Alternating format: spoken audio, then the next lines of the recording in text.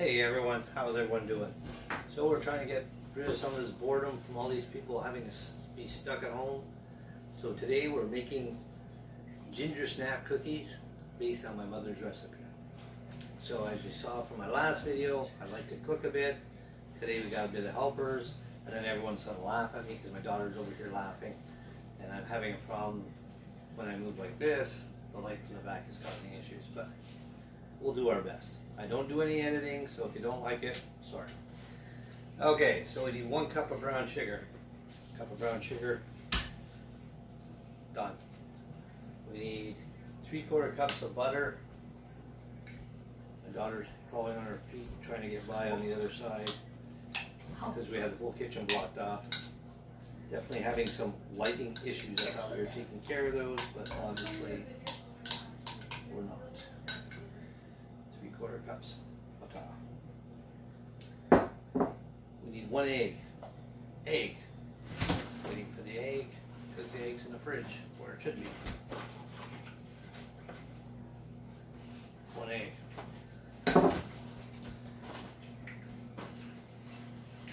And then dispose of that. Again, no editing, sorry. Not everyone does this. I like to do it. It's get rid of all the icky stuff out of your eggs that doesn't really do well. It's going to end up in my pan. So you usually keep the eggshell for. I forgot.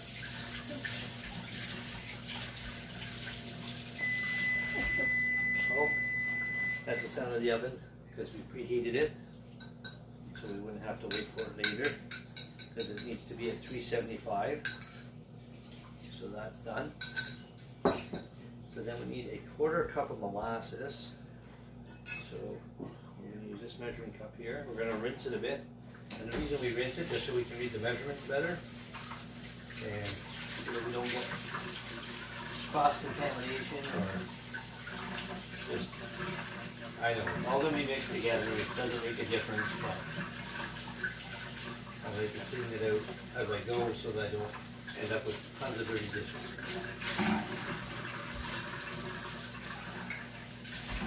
And molasses and butter probably don't mix really well in the measuring cup together.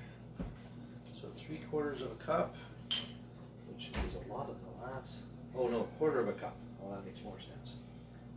There we go. 3/4. Good thing I didn't pour that all in there. That would have been a mess, for sure.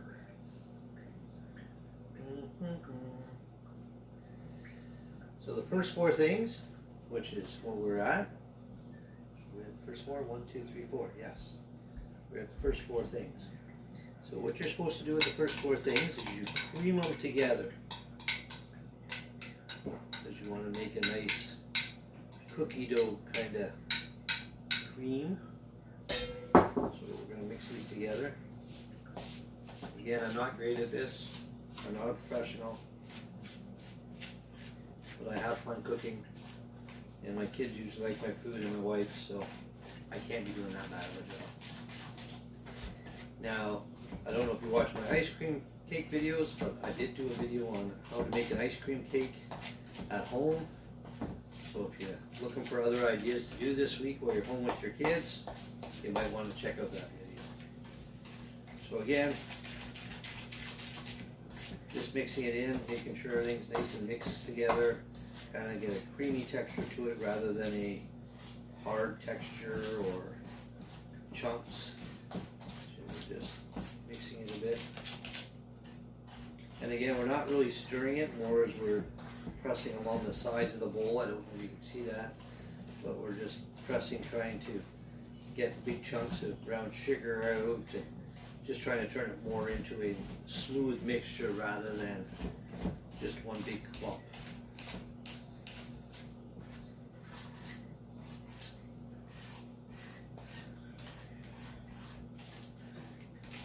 Dead time. Always horrible, and the video should never have dead time, but you don't want me all talking about nothing.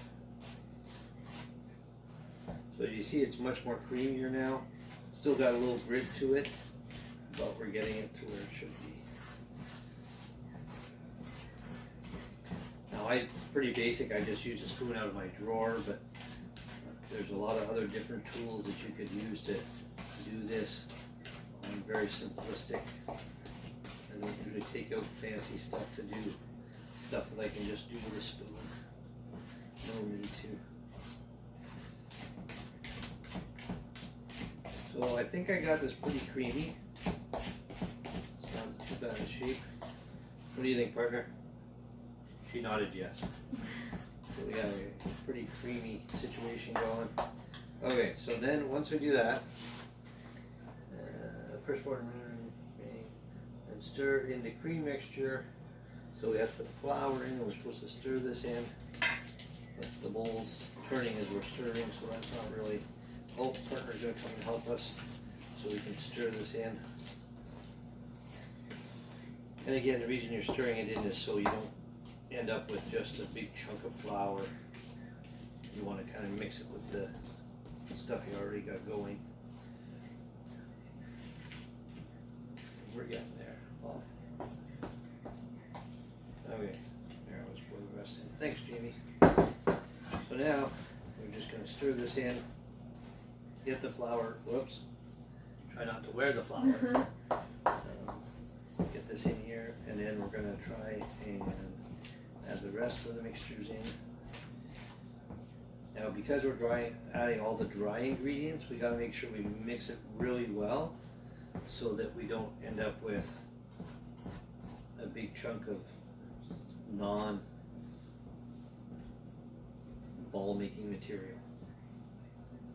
That's my terms for it. I don't know what you want to say the professional terms are for it, but because basically we're going to make these into balls afterwards, and if we don't have it mixed well, we're not going to be able to do that.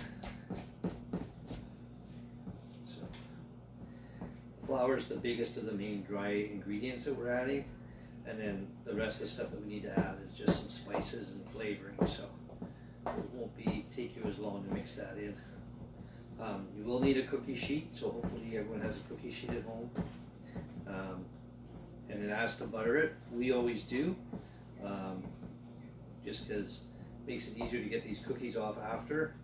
Because one thing when you're cooking ginger snap cookies, specifically if you're using a non-stainless steel pan, you're using one of those, if you're using a non-stick pan, if you leave the cookies on the sheet too long, they continue to cook, and you end up burning your cookies. Which no one ever wants burnt ginger snap cookies because they don't taste good. I was going to try and rescue the rest of the molasses over there, but not with that spoon. Okay, next thing on our list, 1/4 teaspoon of salt. That's a half, that's a tablespoon.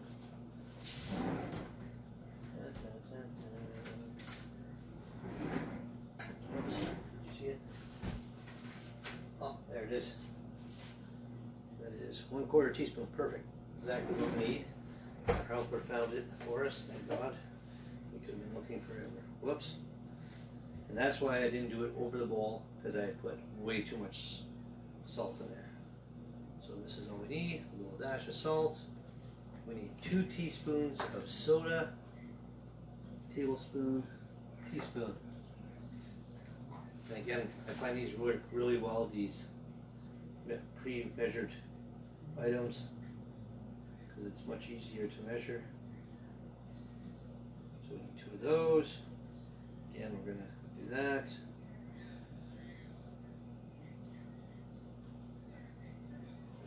Two. Unfortunately, I'm wasting lots of ingredients in there, but that's how it goes. I need a teaspoon of ginger.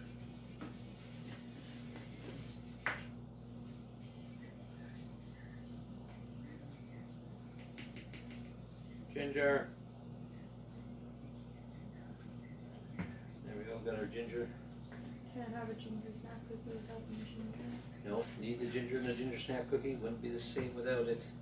1 tablespoon of, oh wait, that was cinnamon. Oh my goodness. Good thing we needed a tablespoon of cinnamon too.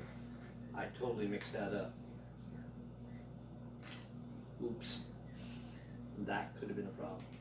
So again, don't get distracted when you're doing your recipe, because you're not going to get the right ingredients in there for the right amount.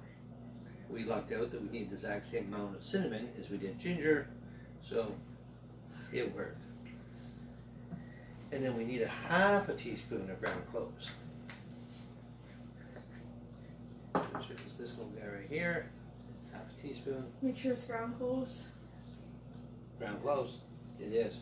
Now she's joking, picking on me because I made a boo. That's okay. So there's the ground cloves. And we got that. Now, because we like ginger snap cookies so much, we're probably not going to stop at one batch. We will probably make multiple batches. Because one of my other things when I cook, and this has been something I've been doing pretty steadily this year, is I always make enough for other people. Now with the virus thing, I'm not sure how I'm going to do this, because a lot of people are concerned. But one of the things I was thinking of doing is making a batch and maybe dropping it off at the hospital for the nurses. But we'll see how that goes, because I may not even be able to get in the doors of the hospital, so that may not work. So we'll figure out what we're going to do and go from there. So we've pretty much mixed everything up. As you can see, it's nice and mixed. We're going to clear off some space. Next thing we need to do, now that everything is mixed, is make balls and put them on the cookie sheet. So tea, we need one of those. Next step, cookie sheet. Got it? Got it over here, Jamie. Ha ha, I'm ahead of her this time. So we need to grease it. So I don't know what other people do, but I just take a piece of saran wrap, a little bit of butter on it, and then I just smear it on my pan. That's how I do it.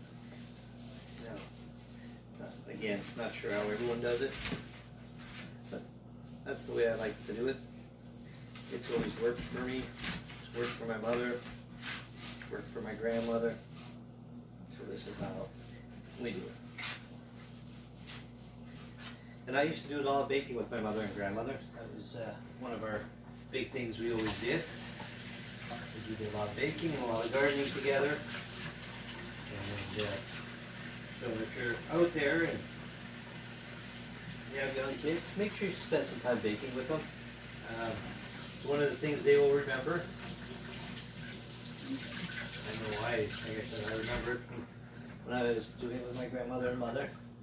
And my kids have done it with my grandmother and mother as well, and they all love baking, and they've done it with their mother. So it's something we like to do as a family. So again, we gotta figure out the right size of ball to make, because we don't want big, huge ones like that, a little too big. One thing we do need that we don't have out is we need sugar. We need to get some white sugar in a bowl. Because we're supposed to put these, roll these in white sugar. I forgot all about the rolling white sugar. We got a ball, and we're going to take some white sugar, because my helper so nicely got us some white sugar. We're going to start with a little bit, because I don't want to waste it all. She's supposed to be helping, but she's playing on her phone. But that's okay. We're spending some time together. So you want to try and make sure they're coated with a little bit of sugar. I'm having issues because I made the first ball way too big and my dough is really soft. So I'm not sure how that's going to turn out.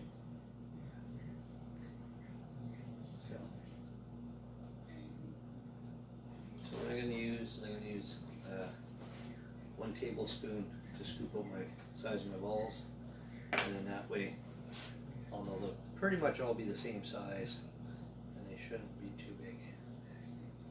Mind you, that one looks huge, isn't it? It looks huge.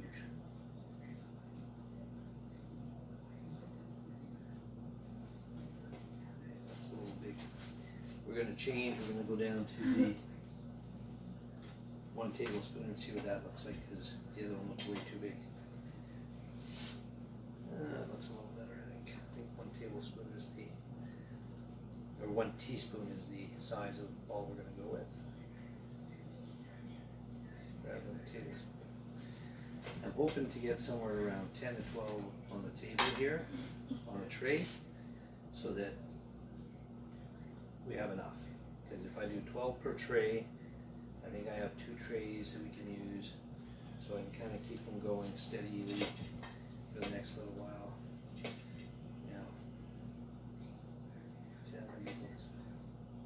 Okay, so it's somewhere between a tablespoon and a teaspoon. Teaspoon is too small, tablespoon is too big.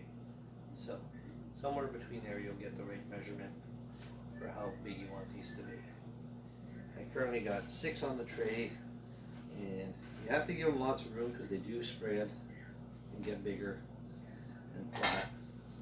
So like I said, probably if I'm lucky I'm going to get 15 on this cookie sheet if we don't get too carried away. Now these come out nice and soft usually if you leave them. You're only supposed to bake them for, I think it's 8 minutes, 10 minutes, I lied. So 10 minutes, and then hopefully after that we're going to have ourselves nice ginger snap cookies. Last time I did them, the first few batches came out awesome, and then the last ones didn't turn out as well. A couple of reasons, I think. The oven was a lot hotter as we went on, so I don't think I accounted for that when I was baking them. I think I left them too long in the oven. So I got to remember that this time around, that if I'm going to continue to bake for like an hour, that the oven is going to be cooking a little bit faster. So I'll probably have to reduce it to about 8 minutes or so. And then the other thing is I think I was just getting tired and the ingredients were getting a little silly. I was not making them wrong, but I just wasn't making them right. Does that make sense? I was probably cheating on the ingredients a bit, and, you know, not taking my time with this part of it. And when you start getting sloppy with your baking, things don't turn out the way they're supposed to. So as we get here now, I'm about halfway through this batch. I got 15 cookies, well, not 15 yet, but I'll probably get to 15 cookies, and we should be in good shape. So unfortunately, well, maybe, is there a pause button? Do you have a pause button on that, Jamie? Or I is it- mean, you can stop it. Okay, so we're gonna maybe try and stop this after, and then when we stop it, we're gonna try and wait till the cookies are cooked and show you the finished product. But we're just gonna finish rolling these last few. We'll show you what they look like on the tray, and then we'll pop them in the oven. So a few more seconds there. I got, I'm gonna try to make 3 more here. And then one of the things I also learned from last time when I'm making them is don't roll my hands, or don't roll them over the dough that isn't mixed, because you don't want to be getting sugar in your dough, which is what I had happen last time. And again, I think that contributed to them not turning out as well as the first batches I did. Okay, one more left, and then we're gonna show you the tray, and then we're gonna take a break, and then we're gonna show you the finished product, we hope. If it doesn't work out, well, you'll have to go to my Snapchat, or not Snapchat, my Instagram or TikTok to see the finished product. So we're almost done on our last cookie here.